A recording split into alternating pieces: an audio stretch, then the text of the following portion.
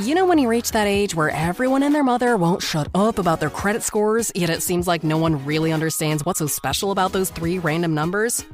That's because credit scores are meaningless, unless you have Credit Karma to show you how to use them. We use those 3 random numbers, plus your financial profile, to help you find your next opportunity. Like a more rewarding credit card, a game plan that helps you pay down debt faster, or a personal loan to help you save more on interest payments each month. Cha-ching! Download Intuit Credit Karma today to get started. This is Optimal Relationships Daily, How to Raise Critical Thinkers in a World That Desperately Needs Them, by Carrie Williams Howe with Gottman.com. Hello, everybody. I am your personal narrator, Greg Audino. If you're new here, parenting posts are usually scheduled towards the end of the week, and during the rest of the time, anything goes. Today, I am sharing a post from the Gottman Institute, a post on why it's vital to encourage the skill of critical thinking in your kids.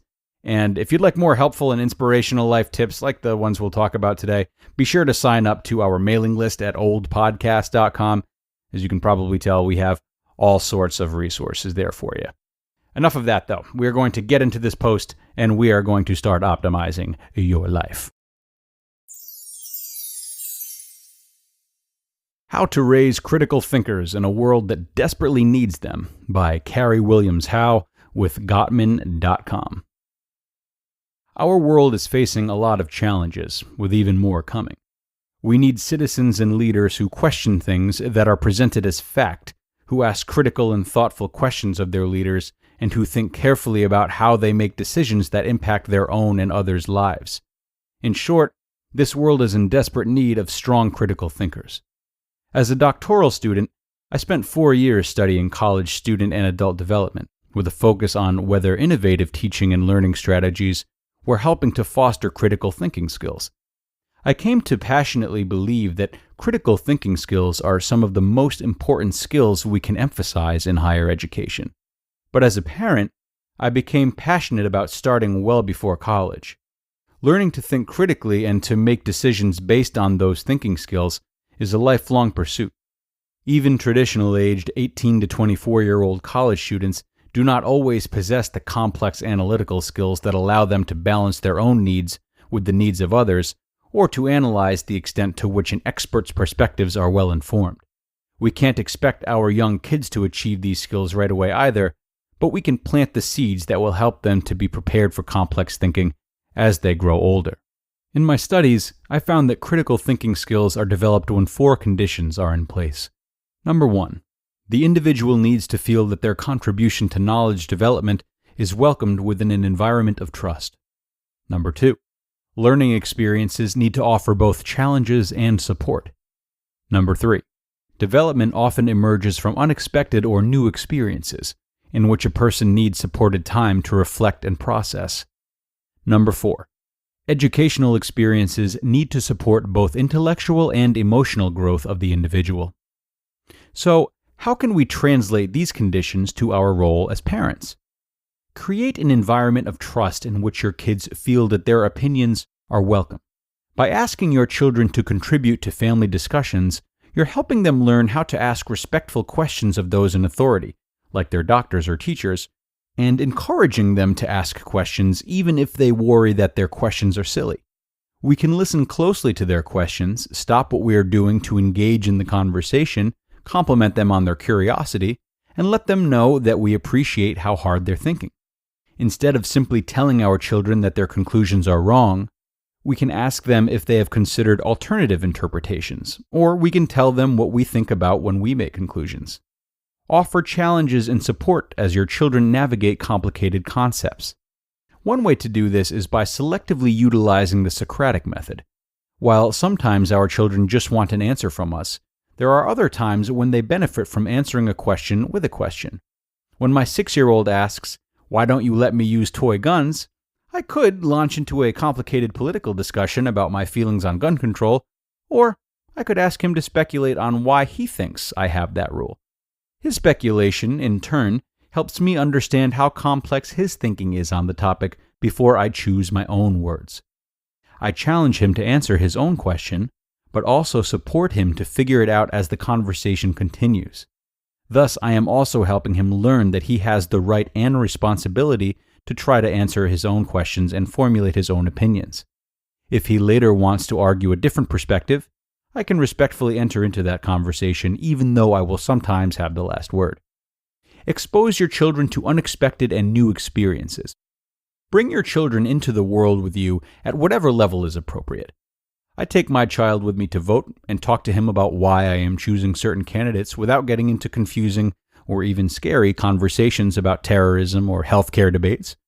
In order to help him learn how to process these experiences, I try to model critical thinking by walking him through some of my own decision-making, without overcomplicating things or talking for so long that he gets distracted and stops listening.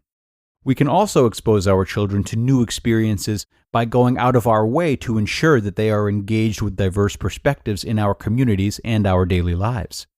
Living in a predominantly white community means that my child is not often exposed to children or families of color. Thus, I spend time thinking about diversity as it is represented in other sources of input, like books or media. When my child has questions about people who are different from him, I do not aspire to the old colorblind perspective. If my child notices that there is a person of color or a person with a disability or a transgender person and is unsure how to talk about it, I try to help him explore his questions and choose respectful language. I don't say, "Shh, don't talk about it."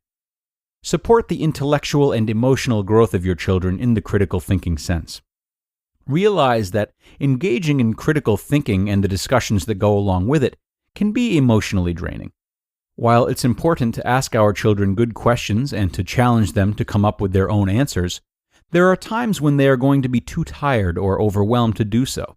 We can observe our children and be sensitive to their emotions, and sometimes simply help them to find a resolution that works for the time being.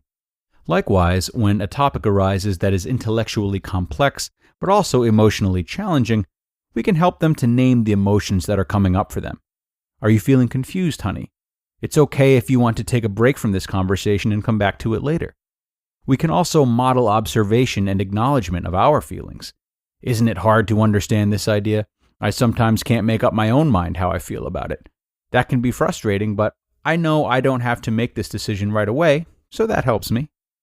And lastly, we can help them develop the ability to understand others' emotions, a highly important component of critical thinking, by engaging with them in discussions about putting themselves in someone else's shoes. I know it seems like it doesn't cause much harm to pick an apple from someone else's tree, but how would you feel if you looked out our window and saw someone picking from our tree? As my children grow older, I hope to translate these lessons into more complex situations.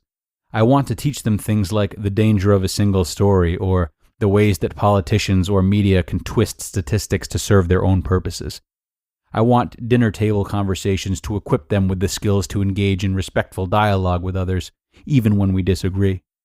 When they go to college, if they so choose, I want them to be the students who are already equipped to make the most of their classroom and real-world learning.